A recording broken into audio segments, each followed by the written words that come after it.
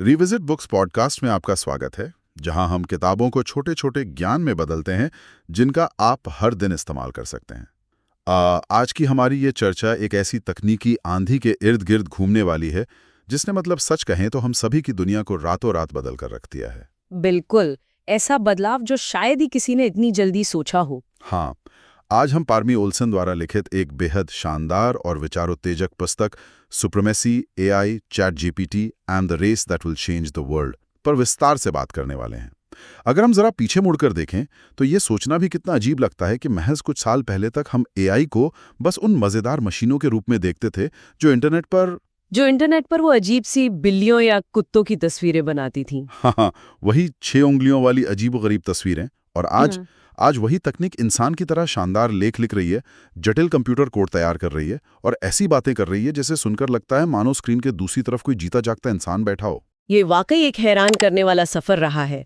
और आज के इस विश्लेषण का मुख्य मिशन सिर्फ इस बात का गुणगान करना नहीं है कि तकनीक कितनी आगे बढ़ गई है, बल्कि इस पुस्तक के माध्यम से हम उस पर्दे को हटाकर देखने वाले हैं जिसके पीछे सत्ता, महत्वाकांक्षा और अरबों डॉलर का खेल चल रहा है। सही कहा। ये कहानी मुख्य रूप से दो बेहद प्रभावशाली लोगों के इर्द गिर्द बुनी गई है, सैम ऑल्टमैन और डेमिस हसाबिज। ये दोनों एआई की दुनिया के वो महारथी हैं जिन्होंने एक ऐसे मिशन की शुरुआत की थी जिसका उद्देश्य मानवता की भलाई था, जो कि एक बहुत ही नेक विचार था शुरुआत में। बिल्कुल। लेकिन हम समझेंगे कि कैसे वो आदर्शवादी मिशन दुनिया की सबसे बड़ी टेक कंपनियों, खासकर गूगल और माइक्रोसॉफ्ट के बीच एकाधिकार और मुनाफे की एक भयंकर दौड़ में तब्दील हो गया। चलिए इसे थोड़ा खोलकर समझते हैं। आगे बढ़ने से पहले ये जान लेना जरूरी है कि ये चर्चा आखिर किसके लिए सबसे ज्यादा फायदेमंद होने वाली है। रोज सुबह उठकर जब न्यूज़ फीड खोली जाती है तो एआई से जुड़ी कोई ना कोई नई और चौंकाने वाली खबर सामने होती है। हाँ, रोज कोई नया अपडेट आ जाता है। बिल्कुल। कभी कोई नया मॉडल लॉन्च हो रहा है तो कभी कोई मशीन कोई नया अजूबा कर रही है। इस निरंतर बहने वाली सूचनाओं की बाढ़ में लोगों का खुद को अभिभूत या ओवरवेल्म्ड महसूस करना बहुत स्वाभाविक है। तो जो लोग इस शोर शराबे के बीच ये समझना चाहते हैं कि इन स्मार्ट मशीनों की लगाम असल में किन हाथों में है, उनके लिए ये चर्चा एक स्पष्ट मार्गदर्शिका का काम करेगी। और अगर हम इसे बड़ी तस्वीर से जोड़ें तो ये उन जिज्ञासु दिमागों के लिए एक जरूरी विश्लेषण है जो सिर्फ नई तकनीक का मूक उपभोक्ता बनकर नहीं रहना चाहते। बिल्कुल सही। तकनीक का इस्तेमाल करना एक बात है, लेकिन ये जानना कि वो तकनीक कैसे काम करती है, उसे बनाने वालों की मानसिकता क्या है और किन विशेष विचारधाराओं के तहत उसे गढ़ा जा रहा है, ये बिल्कुल अलग बात है। ये चर्चा व्यवसाय, मनोविज्ञान और भविष्य के समाज की रूपरेखा को समझने के लिए एक बहुत ही व्यवहारिक नजरिया पेश करती है। तो आइए इस दिलचस्प सफर की शुरुआत करते हैं और अपने मुख्य निष्कर्षों पर एक एक करके बात करते हैं। हमारी इस चर्चा का पहला मुख्य निष्कर्ष है 2 अलग अलग दिमाग और एक ही महत्वाकांक्षा। इस कहानी की शुरुआत सैम ऑल्टमैन के जीवन से होती है, जो कि बहुत ही दिलचस्प पृष्ठभूमि से आते हैं। हाँ, ऑल्टमैन का बचपन सेंट लुइस में बीता, जो एक बहुत ही पारंपरिक और रूढ़िवादी विचारधारा वाला इलाका था। वहाँ एक युवा के रूप में अपनी गे पहचान के साथ सहज होना और खुलकर जीना बिल्कुल भी आसान नहीं था। लेकिन ऑल्टमैन ने अपनी इस पहचान को किसी डर के साए में छुपाने के बजाय इंटरनेट की दुनिया में अपना एक सुरक्षित ठिकाना खोजा। और वो ठिकाना था AOL चैट रूम्स। सही कहा। AOL चैट रूम्स के जरिए उन्होंने एक ऐसी कम्युनिटी खोजी जहां वे खुद को अभिव्यक्त कर सकते थे। उनके अंदर बचपन से ही नेतृत्व करने और व्यवस्था से टकराने की एक अनोखी क्षमता थी। एक किस्सा बहुत मशहूर है।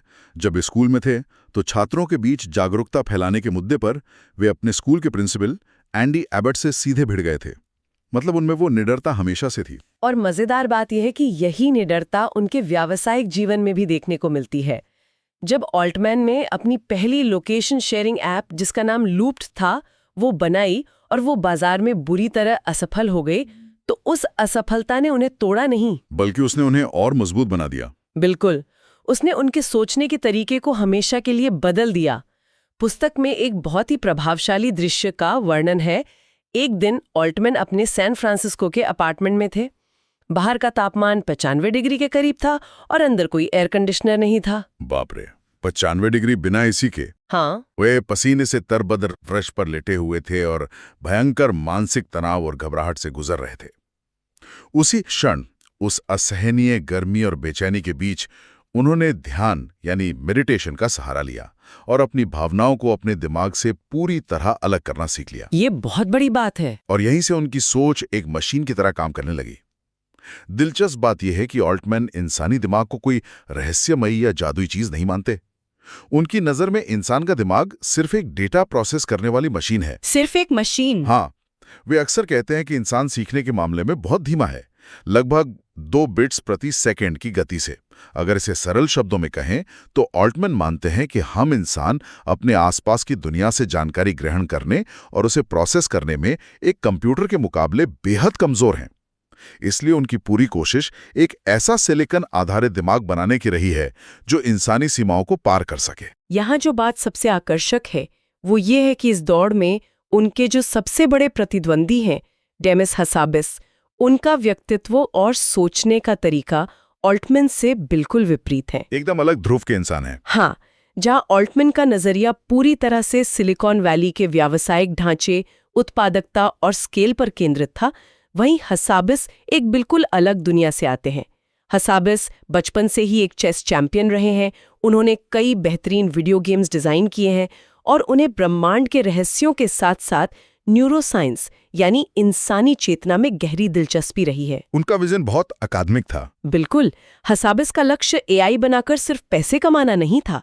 उनका लक्ष्य एआई के जरिए नोबेल पुरस्कार जीतना और दुनिया की उन बड़ी वैज्ञानिक पहेलियों को सुलझाना था जिन्हें सुलझाने में इंसानियत अभी तक नाकाम रही है। ये सच में एक बहुत बड़ा वैचारिक अंतर है।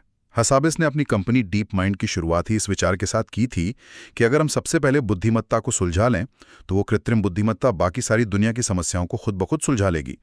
और यहाँ बात सच में बहुत दिलचस्प हो जाती है, खासकर जब हम ये देखते हैं कि हसाबिस ने एआई को सिखाने के लिए क्या तरीका अपनाया। उन्होंने वीडियो गेम्स का सहारा लिया। जी हाँ, हसाबिस का मानना था कि गेम्स एक नियंत्रित वातावरण होते हैं जहां एआई प्रयोग कर सकता है और सीख सकता है। इसका सबसे बेहतरीन और मशहूर उदाहरण ब्रेकआउट नाम के एक क्लासिक रेट्रो वीडियो गेम का है। अरे हाँ, वो गेम जिसमें नीचे एक पैडल होता है। बिल्कुल वही। इस गेम में स्क्रीन के नीचे एक छोटा सा पैडल होता है जिससे एक गेंद को उछालकर ऊपर लगी ईंटों की दीवार को तोड़ना होता है। हसाबिस की टीम ने अपने एआई सिस्टम को गेम के नियम बिल्कुल नहीं सिखाए। उन्होंने बस स्क्रीन दे दी। हाँ, उन्होंने बस उसे स्क्रीन के पिक्सल दिखाए और कहा कि तुम्हें अपना स्कोर बढ़ाना है। और फिर जो हुआ वो किसी विज्ञान कथा से कम नहीं था। शुरुआत में एआई बहुत बेतरतीब तरीके से खेल रहा था। गेंद बार बार नीचे गिर रही थी, लेकिन चूंकि वो एक मशीन थी, वो बिना थके हजारों बार खेल सकती थी। लगातार कोशिश करने के बाद सिर्फ 2 घंटे के भीतर एआई ने एक ऐसी रणनीति खोज निकाली जो इंसानों को खोजने में काफी समय लगता है। वो सुरंग वाली रणनीति? हाँ, उसने ये सीख लिया कि गेंद को लगातार किनारे की एक ही जगह पर मारना है ताकि ईंटों के पीछे एक सुरंग बन जाए। एक बार गेंद उस सुरंग के जरिए दीवार के पीछे पहुंच गई तो वो अपने आप सारी ईंटों को एक ही झटके में तोड़ने लगी। ये सिर्फ एक गेम जीतने की बात नहीं थी, ये इस बात का प्रमाण था कि मशीनें खुद रणनीति बना सकती हैं और समस्याओं को सुलझाने के नए तरीके ईजाद कर सकती हैं। और जब मशीनें इतनी तेजी से खुद सीख सकती हैं तो उन्हें नियंत्रित करना कितना मुश्किल होगा, ये एक बड़ा सवाल है। सही कहा। ये वाकया हमें ये सोचने पे मजबूर करता है। और इसी के साथ हम आते हैं अपने अगले अहम बिंदु पर। हमारा दूसरा निष्कर्ष है आदर्शों का व्यापारीकरण। इस पूरी स्थिति को समझने के लिए इतिहास का एक बहुत ही सटीक एनालॉजी है जिसे करंट का युद्ध या वॉर ऑफ करंट्स कहा जाता है। थॉमस एडिसन और जॉर्ज वेस्टिंगहाउस वाली लड़ाई। बिल्कुल। 19वीं सदी के अंत में इन दोनों के बीच एक भयंकर व्यापारिक लड़ाई चल रही थी। लड़ाई इस बात की थी कि पूरी दुनिया में घरों और कारखानों तक बिजली पहुंचाने के लिए कौन सा सिस्टम हावी होगा, एडिसन का डायरेक्ट करंट या वेस्टिंगहाउस का ऑल्टरनेटिंग करंट। वो सिर्फ तकनीक की लड़ाई नहीं थी। एकदम सही, वो भविष्य के बुनियादी ढांचे पर कब्जा करने की लड़ाई थी। और आज ठीक वैसा ही युद्ध एआई के क्षेत्र में लड़ा जा रहा है। बस इस बार दांव पर बिजली नहीं बल्कि हमारी बुद्धिमत्ता की नकल है। ये तुलना एकदम सटीक है। और अगर हम इस एआई युद्ध की शुरुआत को देखें तो कहानी में एक बहुत बड़ा विरोधाभास नजर आता है। शुरुआत में जब सैम ऑल्टमैन ने ओपन एआई और डेमिस हसाबिस ने डीप माइंड की स्थापना की थी तो उनका सबसे बड़ा वादा क्या था? कि वो इसे बड़ी कंपनियों से दूर रखेंगे। बिल्कुल। उनका वादा था कि वे एआई जैसी शक्तिशाली और संभावित रूप से खतरनाक तकनीक को बड़ी और मुनाफा प्रेरित टेक कंपनियों के हाथ में नहीं जाने देंगे। दोनों का मानना था कि वॉल स्ट्रीट की शेयर कीमतों की चिंता करने वाली कंपनियां कभी भी एआई की सुरक्षा को प्राथमिकता नहीं देंगी। वे खुद को एक रक्षक की तरह पेश कर रहे थे। हाँ, वे खुद को इस नई तकनीक के जिम्मेदार और सुरक्षित रखवाले के रूप में देख रहे थे। लेकिन जमीनी हकीकत इन ऊंचे आदर्शों से बहुत अलग होती है। मतलब एआई कोई ऐसी चीज नहीं है जिसे आप अपने गैराज में 2 कंप्यूटर रखकर बना सकें। इन विशाल एआई मॉडल्स जैसे कि अपना जीपीटी हो गया, इनको ट्रेन करने के लिए दुनिया के सबसे शक्तिशाली सुपर कंप्यूटर चाहिए होते हैं। और उसके लिए अथाह कंप्यूटिंग शक्ति और बिजली की जरूरत होती है। बिल्कुल। डेटा सेंटर्स के वो विशाल हॉल जहां हजारों सर्वर्स दिन रात काम करते हैं, उन्हें चलाने का खर्च करोड़ों नहीं बल्कि अरबों डॉलर्स में आता है। कोई भी गैर लाभकारी संस्था अपने दम पर इतना पैसा नहीं जुटा सकती थी। और यहीं से आदर्शों का व्यापारीकरण शुरू हुआ। अपने अपने मिशन को जिंदा रखने, मॉडल्स को और अधिक शक्तिशाली बनाने और एक दूसरे से आगे निकलने की होड़ में दोनों को अपनी विचारधारा से समझौता करना पड़ा, जो कि बहुत दुखद था। हाँ, अंततः हसाबिस को गूगल के पास जाकर अपनी कंपनी बेचनी पड़ी और ऑल्टमैन को माइक्रोसॉफ्ट के साथ एक बहुत बड़ी व्यावसायिक साझेदारी करनी पड़ी। एआई को बिना किसी स्वार्थ के मानवता की भलाई के लिए इस्तेमाल करने का जो शुरुआती सपना था, वो कॉरपोरेट जगत की विस्तारवादी भूख, बाजार पर कब्जा करने की होड़ और शेयरधारकों को मुनाफा देने के दबाव के आगे पूरी तरह से कमजोर पड़ गया। ये एक बहुत बड़ा वैचारिक पतन था। लेकिन इस पतन को सही ठहराने के लिए सिलिकॉन वैली ने एक नई दार्शनिक ढाल तैयार कर ली है। और यही हमारी चर्चा का अगला पड़ाव है। हमारा तीसरा निष्कर्ष है प्रभावी परोपकारिता का गणित, जिसे हम इफेक्टिव अल्ट्रुइज्म भी कहते हैं। आजकल सिलिकॉन वैली में ये विचारधारा बहुत तेजी से फैल रही है। हाँ, ये मानो वहां का नया धर्म बन गई है। अगर इसे बहुत ही सरल शब्दों में समझा जाए तो इस विचारधारा का मूल मंत्र है, पहले खूब पैसा कमाओ, खूब अमीर बनो, ताकि बाद में उस अथाह धन को बड़े स्तर पर दान कर सको और दुनिया की बड़ी समस्याओं को सुलझा सको। जैसे सैम बैंकमैन-फ्राइड का मामला था। बिल्कुल। इसी विचारधारा के चलते सैम बैंकमैन-फ्राइड जैसे युवा अरबपतियों ने खूब सुर्खियां बटोरी थीं। ये और बात है कि बाद में उनकी कहानी का अंत एक बहुत बड़े वित्तीय घोटाले और विवादों में हुआ। सतह पर देखने पर यह विचारधारा बहुत तार्किक और महान लग सकती है, लेकिन जब इसे एआई के विकास पर लागू किया जाता है तो इसका गणित बहुत ही खतरनाक और अमानवीय हो जाता है। वो कैसे? इस पुस्तक में इस गणित को समझाने के लिए डाइनिंग टेबल के एक बहुत ही शक्तिशाली रूपक का उपयोग किया गया है। कल्पना कीजिए कि एक विशाल मेज है, उस मेज पर एक छोटा सा चाकू रखा है। ठीक है, एक चाकू।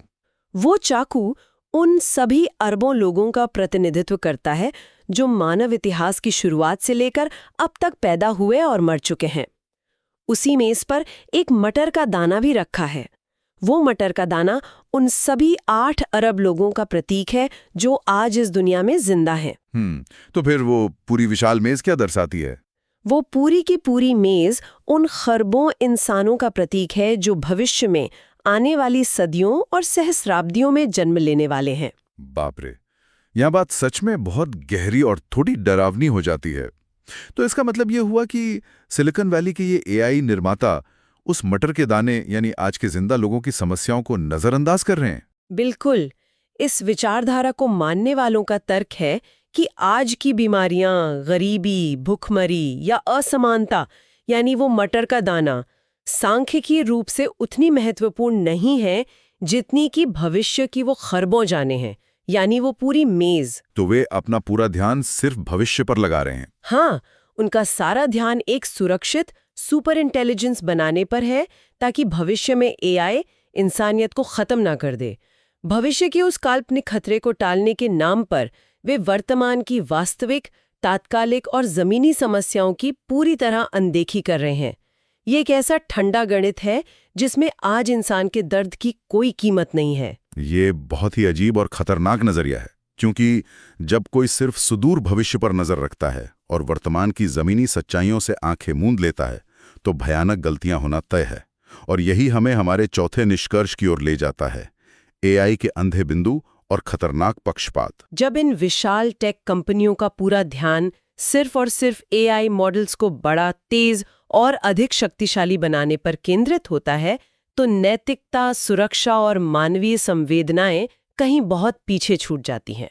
और इसके उदाहरण भी हमारे सामने हैं। हाँ, इसके बहुत ही गंभीर और वास्तविक परिणाम आ रहे हैं।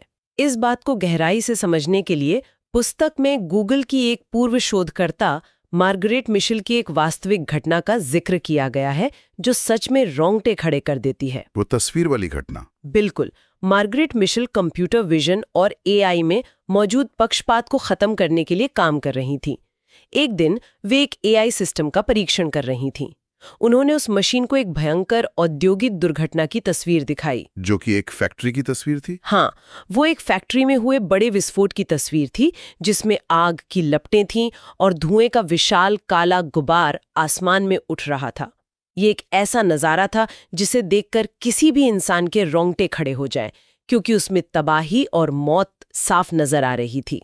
कोई भी इंसान उस तस्वीर को देखकर दहल जाएगा। मतलब ये तो स्वाभाविक है, लेकिन क्या उस एआई सिस्टम ने उस तबाही को पहचाना? बिल्कुल नहीं। उस विनाशकारी तस्वीर को प्रोसेस करने के बाद एआई ने जो जवाब दिया वो चौंकाने वाला था। एआई ने कहा कि ये सुंदर, शानदार और एक बेहतरीन नज़ारा है। ये कैसे संभव है? एक तबाही मशीन को सुंदर कैसे लग सकती है? क्योंकि उस मशीन के पास मानवीय संदर्भ का पूरी तरह से अभाव था। उसे ये नहीं पता था कि मृत्यु क्या होती है, मानवीय पीड़ा क्या है, या उस धुएं के पीछे कितने लोगों की जानें गई होंगी। उसने बस रंग देखे होंगे? बिल्कुल। उसने उस तस्वीर में सिर्फ नारंगी और काले रंगों का मिश्रण देखा और अपने डेटाबेस के आधार पर उस जानलेवा धुएं को एक खूबसूरत सूर्यास्त समझ लिया। एक सूर्यास्त? कमाल है। हाँ, एआई का ज्ञान सिर्फ उस डेटा तक सीमित है जो उसे परोसा गया है। उसमें कोई अपनी समझ या सहानुभूति नहीं है। जो कि वाकई डराने वाला उदाहरण है। और ये समस्या सिर्फ एक तस्वीर की पहचान तक सीमित नहीं है। ये पक्षपात एआई द्वारा बनाए गए टेक्स्ट और इमेजेस में गहरे तक समाया हुआ है। पुस्तक में GPT-3 और अन्य जनरेटिव एआई मॉडल्स के कई हैरान करने वाले उदाहरण दिए गए हैं, जो कि बहुत चिंताजनक है। हाँ, जब इन मशीनों से कुछ बनाने या लिखने को कहा जाता है तो वे अक्सर हमारे समाज की सबसे बुरी रूढ़ियों को ही वापस हमारे सामने परोस देती हैं। उदाहरण के लिए, जब एआई को किसी महिला की तस्वीर बनाने को कहा जाता है तो वो अक्सर उन्हें अत्यधिक कामुक रूप में या छोटे कपड़ों में प्रस्तुत करता है। अगर सीईओ की तस्वीर बनाने को कहा जाए तो मशीन मुख्य रूप से सिर्फ गोरे लोगों की तस्वीरें दिखाती है और बहुत बार अश्वेत लोगों को अपराधियों के रूप में चित्रित कर देती है। और ये कोई छोटी मोटी तकनीकी खराबी नहीं है। जरा सोचिए, ये ही एआई टूल अब हमारे smartphones, internet browser, news feed और यहाँ तक कि कई देशों की न्याय प्रणालियों और हायरिंग प्रोसेस में शामिल किए जा रहे हैं, जो समाज को बहुत नुकसान पहुंचा सकता है। बिल्कुल। अगर मशीन का बुनियादी ढांचा ही पक्षपाती है तो ये हमारे समाज की सोच को कितना दूषित कर देगा। ये पक्षपात सीधे तौर पर हमारे भविष्य और सामाजिक न्याय को प्रभावित कर रहा है। इसके अलावा तकनीक न केवल पक्षपाती है, बल्कि ये हमारे रोजमर्रा के व्यवहार और हमारी मनोवैज्ञानिक आदतों को भी गहराई से बदल रही है। ये हमें हमारे पांचवें और सबसे प्रासंगिक निष्कर्ष की ओर ले जाता है, ध्यान खींचने की अर्थव्यवस्था का जाल, यानी अटेंशन इकोनॉमी। ये आज के समय की एक बहुत बड़ी सच्चाई है। हाँ, आजकल बाजार में character.ai जैसे एआई चैटबॉट्स की लोकप्रियता आसमान छू रही है। इन चैटबॉट्स को इस तरह से डिजाइन और पेश किया जाता है मानो ये आधुनिक समाज में बढ़ती अकेलेपन की समस्या का कोई जादुई इलाज हो। इन प्लेटफॉर्म्स पर लोग अपने मनपसंद ऐतिहासिक किरदार, किसी काल्पनिक चरित्र या यहाँ तक कि किसी डिजिटल दोस्त से घंटों तक बहुत ही व्यक्तिगत बातें कर सकते हैं। लेकिन यहाँ एक बहुत ही महत्वपूर्ण सवाल खड़ा होता है, क्या ये चैटबॉट्स वाकई इंसानों के अकेलेपन का इलाज है? अगर हम इसे बड़ी तस्वीर से जोड़ें तो ये ठीक वैसा ही मॉडल है जिस पर आज का पूरा सोशल मीडिया काम करता है, यानी एंगेजमेंट। एकदम सही। इन कंपनियों का मुख्य और एकमात्र लक्ष्य अधिक से अधिक एंगेजमेंट हासिल करना है। वे ये नहीं चाहते कि लोग उनके प्लेटफॉर्म पर आएं, अपनी समस्या सुलझाएं और फिर वापस वास्तविक दुनिया में चले जाएं। वे चाहते हैं कि लोग स्क्रीन से चिपके रहें, क्योंकि समय ही पैसा है उनके लिए। हाँ, क्योंकि कोई इंसान जितना अधिक समय उस एआई से बात करने में बिताएगा, विज्ञापन दाताओं और डेटा माइनिंग के जरिए कंपनी को उतना ही अधिक मुनाफा होगा। यानी एआई भी अब उसी पुरानी अटेंशन इकोनॉमी के रास्ते पर चल पड़ा है, जहां इंसान का समय ही सबसे बड़ा उत्पाद है। सही कहा। जब किसी भी कृत्रिम बुद्धिमत्ता को विशुद्ध रूप से व्यावसायिक मुनाफे और एंगेजमेंट के लिए डिजाइन किया जाता है, तो वो मानवीय कमजोरियों का बहुत ही चालाकी से फायदा उठाता है। लोग धीरे धीरे एक मशीन पर भावनात्मक रूप से निर्भर होने लगते हैं। उन्हें लगता है कि मशीन उन्हें सुन रही है। हाँ, उन्हें लगता है कि मशीन उन्हें समझ रही है, जबकि मशीन सिर्फ ऐसे शब्द जनरेट कर रही है जो उन्हें स्क्रीन पर रोके रख सकें। इसके परिणाम स्वरूप लोग वास्तविक दुनिया के इंसानों, अपने परिवार और दोस्तों से कटने लगते हैं और पहले से भी अधिक अकेले और तकनीक पर निर्भर बन जाते हैं। ये अकेलेपन का इलाज नहीं, बल्कि अकेलेपन का व्यापारीकरण है। ये बहुत ही सटीक विश्लेषण है। तो इस पूरी विस्तृत चर्चा का अंतिम अर्थ क्या निकलता है? अब समय है इस विश्लेषण के मुख्य संदेश को समेटने का, यानी हमारे अंतिम विचार। पामी ऑल्सन की यह पुस्तक एक बहुत ही स्पष्ट और समय रहते दी गई चेतावनी है। और ये चेतावनी हमें गंभीरता से लेनी चाहिए। बिल्कुल। मानव इतिहास की शायद सबसे परिवर्तनकारी तकनीक, एक ऐसी तकनीक जो हमारे सोचने, काम करने, कला बनाने और जीने के तरीके को जड़ से बदल रही है, वो आज सिर्फ मुट्ठी भर लोगों और कुछ विशाल टेक कंपनियों के सख्त नियंत्रण में है। जीतने के जुनून और बाजार पर अपना एकाधिकार जमाने की इस अंधी दौड़ में इन कंपनियों ने उन सभी सुरक्षा मानकों, नैतिकता और मानवीय मूल्यों को पीछे छोड़ दिया है जिनकी कसम उन्होंने शुरुआत में खाई थी। इस चर्चा को समाप्त करने से पहले मैं यहाँ एक बहुत ही विचारोत्तेजक अंतिम बिंदु छोड़ना चाहूंगी, जो हमें ये सोचने पर मजबूर करेगा कि हम किस भविष्य की ओर बढ़ रहे हैं। पुस्तक के आधार पर अगर हम आगे की सोचें, तो जरा इस बात पर विचार करें। जल्द ही बाजार में ऐसे AI वेयरेबल डिवाइसेस आम होने वाले हैं, जैसे कि टैब नामक एक उपकरण जिसका जिक्र किया जाता है। हाँ, मैंने भी इसके बारे में सुना है। ये छोटे उपकरण आपके कपड़ों पर लगे होंगे और आपकी हर दिनचर्या, आपकी हर बातचीत, आपके हर अनुभव को 24 घंटे रिकॉर्ड करेंगे और उसे एक सर्च इंजन की तरह खोजने योग्य बना देंगे। यानी आपका पूरा जीवन, आपकी हर याद गूगल सर्च की तरह इंडेक्स हो जाएगी। बाप रे, ये सुनने में तो किसी विज्ञान कथा या थ्रिलर फिल्म के प्लॉट जैसा लगता है। हाँ, लेकिन ये बहुत जल्द हमारी हकीकत बनने वाली है। और यहीं एक बहुत ही गहरा सवाल पैदा होता है। जब हम अपनी याददाश्त, अपने रोजमर्रा के छोटे बड़े फैसले और यहाँ तक कि अपनी भावनाओं को पूरी तरह से एक कृत्रिम मशीन को आउटसोर्स कर देंगे, तो हम इंसान के रूप में क्या खोएंगे? बहुत कुछ खो देंगे। क्या हम अपनी मानवीय सहजता खो देंगे? और सबसे महत्वपूर्ण बात, क्या हम भूलने की उस खूबसूरत क्षमता को हमेशा के लिए खो देंगे? ये एक बहुत ही मार्मिक विचार है ना? इंसान होने का एक बड़ा हिस्सा ये है कि हम पुरानी कड़वाहटों को भूल सकते हैं, आगे बढ़ सकते हैं और माफ कर सकते हैं। जब एक मशीन सब कुछ याद रखेगी, तो क्या हम कभी कुछ भूल पाएंगे? ये एक ऐसी भारी कीमत है जिसके बारे में कोई भी बड़ी टेक कंपनी बात नहीं करना चाहती। सच कहूं तो ये सचमुच एक बहुत ही गहरा और बेचैन करने वाला विचार है। लेकिन श्रोताओं के लिए ये जानना भी जरूरी है कि हमें इस चर्चा को एक निराशावादी मोड़ पर खत्म नहीं करना चाहिए। तकनीक अपने आप में कभी बुरी नहीं होती और हमें इससे डरकर पीछे हटने या इसका बहिष्कार करने की जरूरत नहीं है। हमें बस एक जागरूक उपभोक्ता और नागरिक बनना होगा। इन नए उपकरणों का इस्तेमाल जरूर करें, उनसे सीखें, लेकिन उनके काम करने के तरीके, उनके पीछे छिपे व्यावसायिक इरादों और वे हमारे मानवीय व्यवहार को कैसे चुपचाप बदल रहे हैं, इन सब पर हमेशा सवाल उठाते रहें। अपनी आलोचनात्मक क्षमता और अपनी मानवीय सोच को कभी भी किसी मशीन के हवाले न करें। सत्ता अपने हाथ में रखें। बहुत ही उम्दा संदेश है ये था आज का विश्लेषण। हालांकि ये चर्चा पुस्तक के पूरे पाठ का स्थान नहीं ले सकती, लेकिन ये इसकी शिक्षाओं की एक झलक जरूर दे सकती है। मुझे आशा है कि आपको ये चर्चा उपयोगी लगी होगी और मैं आगे भी आपके साथ साझा करने के लिए उत्सुक हूं।